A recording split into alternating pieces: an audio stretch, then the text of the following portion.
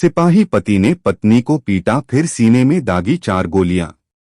फिरोजाबाद, उत्तर प्रदेश की सच्ची घटना। नमस्कार दोस्तों, मैं शिवा। अगर आप हमारे YouTube चैनल पर पहली बार आए हैं तो हमारे YouTube चैनल को सब्सक्राइब जरूर करें। चलिए वीडियो को शुरू करते हैं। हत्या बड़ा अपराध है, इसके बावजूद ऐसे अपराध होते रहते हैं, लेकिन अगर कोई कानून का रक्षक हत्या जैसा अपराध करे तो बात गंभीर हो जाती है। यतेंद्र यादव ने पिस्तौल उठाई तो पत्नी को ही ठिकाने लगा दिया। आखिर क्यों? सिपाही यतेंद्र कुमार यादव ने 26 अप्रैल 2020 को रात 9 बजे अपने चचेरे साले सुरजीत के मोबाइल पर फोन किया। फोन सुरजीत के छोटे भाई योगेंद्र ने उठाया। यतेंद्र ने कहा, सुनो, जैसे ही गेट में घुसोगे, घुसते ही नेमप्लेट लगी है, उसके ऊपर ग्रिल है, चाबी वहीं रखी है और अंदर पिंकी पत्नी आंगन में है। आप उन लोगों ससुरालीजनों को बता देना। मतलब हमने पिंकी को गोली मार दी है। साफ सीधी बात है, योगेंद्र ने पूछा।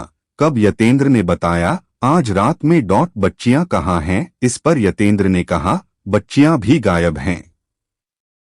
आप उनको ससुरालीजनों को बता देना। बहुत सोच समझ कर ही कोई कदम उठाएं।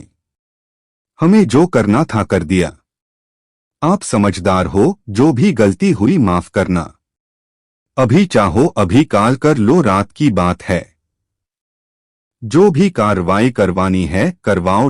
उत्तर प्रदेश के फिरोजाबाद जनपद के शिकोहाबाद थानांतर्गत हाईवे स्थित आवास विकास कॉलोनी 3/39 के सेक्टर 3 में 32 वर्षीय सरोज देवी उर्फ पिंकी अपनी 3 बेटियों 10 साल की आकांक्षा, 8 साल की आरती व सबसे छोटी 4 साल की अन्या के साथ अपने निजी मकान में रहती थीं। सरोज का पति यतेंद्र कुमार यादव आगरा के थाना सैया में डायल 112 पर सिपाही पद पर तैनात था। बीच बीच में यतेंद्र घर पर अपनी पत्नी व बेटियों के पास आता जाता रहता था। कहते हैं कभी कभी खून सिर चढ़ कर बोलता है। यही बात यतेंद्र के साथ भी हुई। उसने अपनी पत्नी की हत्या करने के बाद अपने चचेरे साले को फोन कर पूरे घटनाक्रम की जानकारी दी और अपने ससुरालीजनों को सूचना देने व आगे की कार्रवाई करने को कहा। इसके साथ ही उसने उन्हें धमकी भी दी कि वे जो भी कार्रवाई करें, खूब सोच समझ कर करें। योगेंद्र ने पूरी बात रिकॉर्ड कर ली थी। उसे जैसे ही बहनोई यतेंद्र से अपनी चचेरी बहन पिंकी की हत्या की जानकारी मिली, उसके हाथ पैर फूल गए।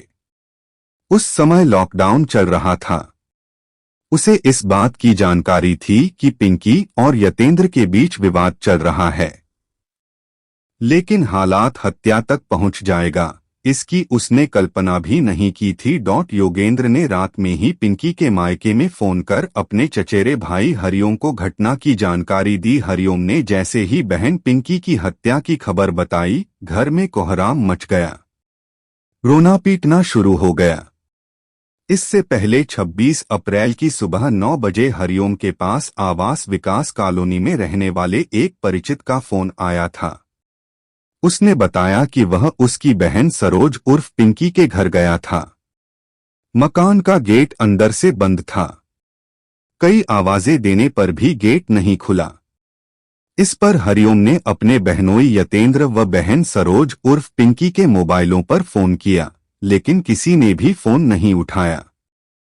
हरिओम ने अनुमान लगाया कि वे लोग कहीं गए होंगे, मोबाइल घर पर भूल गए होंगे। रात को हरिओम के पास योगेंद्र का फोन आने पर बहनोई यतेंद्र द्वारा बहन सरोज उर्फ पिंकी की हत्या किए जाने की जानकारी हुई।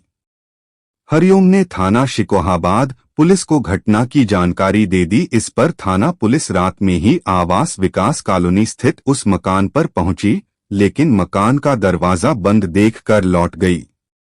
पुलिस ने हरिओम से थाने आने को कहा। इन सब बातों के चलते काफी रात हो गई। इसके साथ ही लॉकडाउन के चलते और गांव में एक गमी होने के कारण हरिओम व उसके घरवाले शिकोहाबाद नहीं आ पाए थे। पुलिस लेकर पहुंचे मायके वाले दूसरे दिन 27 अप्रैल को सुबह होते ही हरिओम यादव अपने पिता रामप्रकाश व अन्य रिश्तेदारों के साथ शिकोहाबाद की आवास विकास कॉलोनी पहुंच गए और पुलिस को सूचना दी। घर वालों के आने की सूचना पर थाना प्रभारी अनिल कुमार पुलिस टीम के साथ आवास विकास कॉलोनी पहुंच गए। हरिओम ने पुलिस को बताया कि बहनोई यतेंद्र ने फोन पर ताऊ के लड़के योगेंद्र को मकान की चाबी ग्रिल के ऊपर रखी होने की जानकारी दी थी। इस पर चाबी को तलाशा गया। बताई गई जगह पर चाबी मिल गई। मकान का ताला खोलकर पुलिस अंदर गई। आंगन में सरोज की खून से लथपथ लाश पड़ी हुई थी। तीनों बच्चियां भी गायब थीं।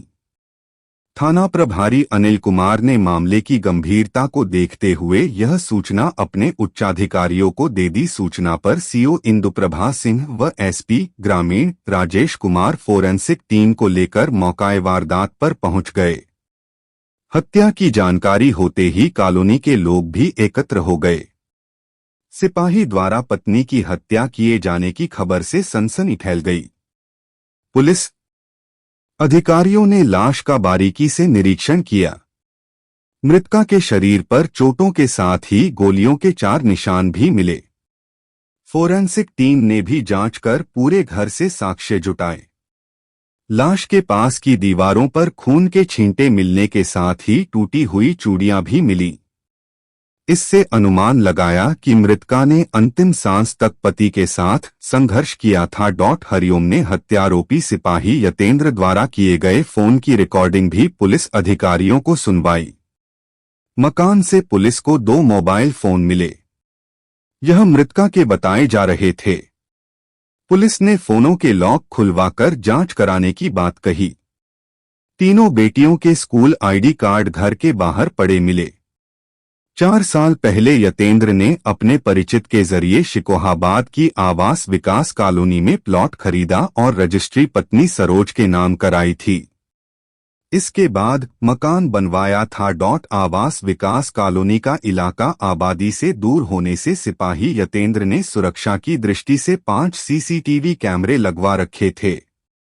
शातिर सिपाही ने पत्नी की हत्या के बाद सारे सबूत मिटाने की कोशिश की थी।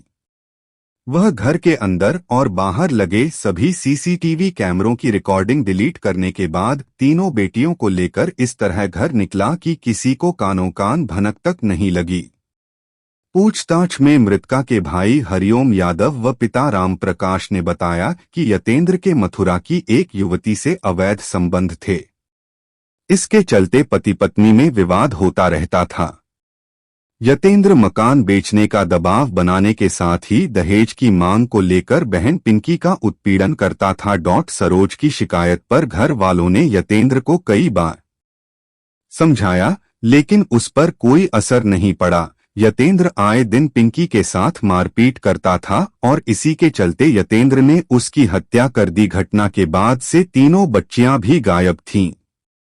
घर वालों को आशंका थी कि आरोपी ने बच्चियों के साथ कोई अनहोनी न कर दी हो। पड़ोसियों ने बताया कि रात में उन्हें गोली चलने की आवाज सुनाई नहीं दी। मृतका के भाई हरिओम यादव की तहरीर पर पुलिस ने सिपाही यतेंद्र कुमार यादव, उसके पिता रामदत्त व यतेंद्र के बहनोई हरेंद्र के खिलाफ सरोज की गोली मारकर हत्या करने का केस दर्ज कर लिया। पुलिस का अनुमान था कि कॉलोनी हाईवे के किनारे स्थित है, मकान दूरी पर बने हैं। रात का समय होने पर संभव है कि पड़ोसियों को गोली की आवाज सुनाई न दी हो। एक पड़ोसी ने इतना जरूर बताया कि शनिवार की शाम सरोज को घर के दरवाजे पर बैठा देखा था। एसपी ग्रामीण ने बताया कि या तो कैमरे बंद किए गए थे या फिर रिकॉर्डिंग डिलीट कर दी गई थी। आगरा से जानकारी करने पर पता चला कि यतेंद्र 26 अप्रैल को दोपहर 2 बजे से अनुपस्थित चल रहा था। उसके खिलाफ आगरा में रपट लिखी गई है। बेटियां लापता। पुलिस का मानना था कि हो सकता है कि तीनों बेटियों को आरोपी यतेंद्र अपने साथ ले गया हो। बेटियों को लेकर वह कहाँ गया, इसका कोई पता नहीं चल रहा था। पुलिस व फोरेंसिक टीम ने मौके की कार्रवाई निपटाने के बाद लाश को पोस्टमार्टम के लिए जिला चिकित्सालय फिरोजाबाद भिजवा दिया। हत्यारोपी सिपाही की गिरफ्तारी के लिए लॉकडाउन में पुलिस ने 3 टीमें गठित की। इन टीमों ने मैनपुरी और इटावा स्थित सिपाही के घर व रिश्तेदारियों के अलावा आगरा व मथुरा में भी दबिशें दी। मथुरा के थाना हाईवे क्षेत्र निवासी उसकी प्रेमिका से भी पूछताछ की गई, लेकिन हत्यारोपी सिपाही का कोई सुराग नहीं मिला। प्रेमिका ने पुलिस को बताया कि यतेंद्र से 1 साल से बात नहीं हुई है। आरोपी का एक मामा भी कांस्टेबल था। मामा के मोबाइल की भी कॉल डिटेल्स खंगाली गई। जांच में पता चला कि मामा के मोबाइल पर एक भी फोन आरोपी का नहीं आया था। आरोपी की तलाश में पुलिस द्वारा लगातार दबिशें दिए जाने पर भी पुलिस के हाथ खाली थे। सरोज उर्फ पिंकी इटावा जनपद के थाना भरथना अंतर्गत गांव नगला नया कुर्रा निवासी रामप्रकाश यादव की बड़ी बेटी थी। स्वभाव से मिलनसार पिंकी की शादी 2008 में मैनपुरी जनपद के कुर्रा थानांतर्गत गांव अंबरपुर सौंख निवासी रामदत्त यादव के बेटे यतेंद्र कुमार यादव के साथ हुई थी। यतेंद्र 2005 बैच का सिपाही है। ससुराली जनों ने बताया कि 1.5 साल पहले यतेंद्र की तैनाती मथुरा जनपद के थाना हाईवे में हुई थी। ड्यूटी के दौरान यतेंद्र की मुलाकात उसी क्षेत्र की रहने वाली एक युवती से हुई। दोनों के बीच प्यार परवान चढ़ा तो वह यह भी भूल गया कि पहले से शादीशुदा है। सिपाही यतेंद्र अपनी प्रेमिका को लेकर फरार हो गया। जब ये बात प्रेमिका के घरवालों को पता चली तो उन्होंने थाना हाईवे में मुकदमा दर्ज करा दिया। इस संबंध में यतेंद्र कुमार सस्पेंड भी रहा था। 2 माह बाद युवती वापस आ गई और उसने सिपाही यतेंद्र के पक्ष में बयान दिया था। बाद में यह मामला रफा-दफा हो गया था। पति की इस करतूत से पिंकी को गहरी ठेस लगी। दोनों के बीच इस बात को लेकर तल्खी बढ़ गई। छोटी मोटी बातों को लेकर दोनों के बीच विवाद होने लगे। इसके चलते जीवन भर साथ निभाने वाली पत्नी पिंकी पति की नजरों में खटकने लगी थी।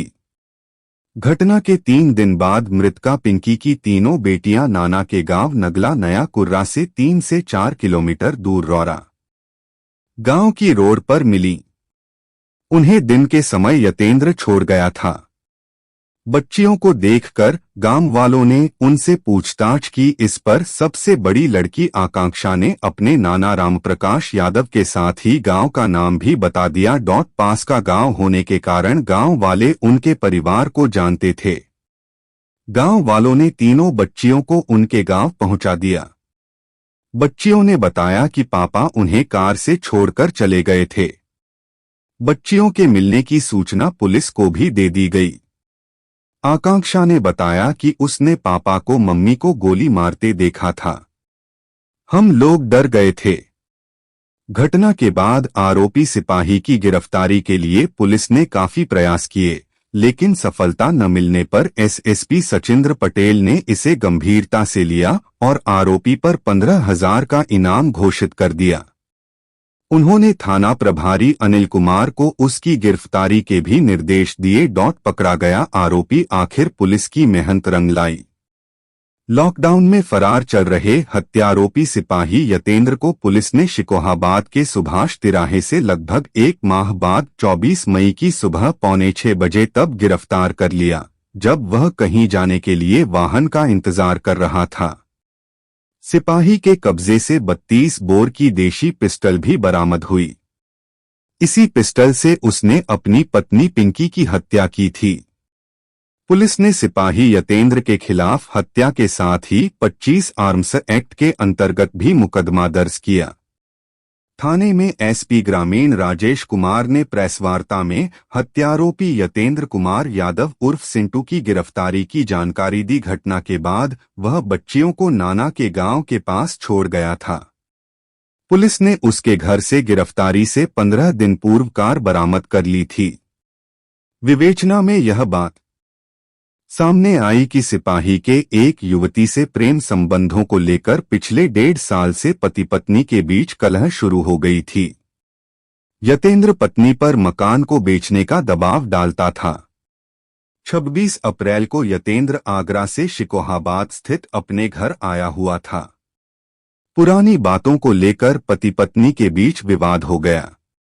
मामला इतना बढ़ा कि यतेंद्र ने पत्नी सरोज उर्फ पिंकी के साथ मारपीट की। इससे भी जब उसका मन नहीं भरा तो उसने साथ लाई देशी 32 बोर की पिस्टल से 4 गोलियां उसके सीने में उतार दी। घटना को अंजाम देने से पहले उसने अपनी तीनों बेटियों को मकान के बाहर खड़ी कार में बैठा दिया था।